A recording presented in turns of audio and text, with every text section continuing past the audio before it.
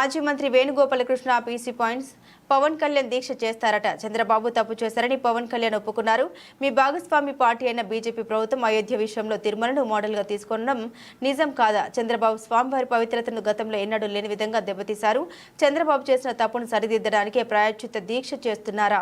ఇప్పుడు తిరుమలలో ఈవో ఏ పని చేస్తున్నారో గత ప్రభుత్వంలో ఈవో అదే పని చేసేవారు. గతంలో నిబంధనకు అనుగుణంగా లేకపోవడంతో 18 సార్లు రిజెక్ట్ చేశారు. భక్తుల మనోభావాలపై దారుణమైన నిందను చంద్రబాబు వేశారన్నారు.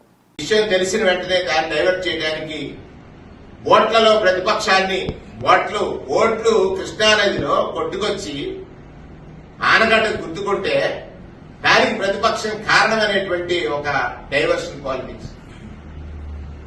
తను చేసిన తప్పు నుండి తప్పించుకోవడం కోసం చాలా తపన పడ్డా ప్రజలకు జరిగిన నష్టాన్ని పోడ్చలేని స్థితిలో చంద్రబాబు నాయుడు ఉన్నాడనేటువంటిది వాస్తవం. ఆ విషయాన్ని ప్రజలు గ్రహించారు.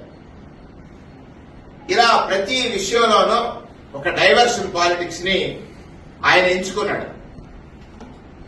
లేకపోతే పరిపాలకుడిగా ఉన్నటువంటి చంద్రబాబు నాయుడు ప్రతిరోజు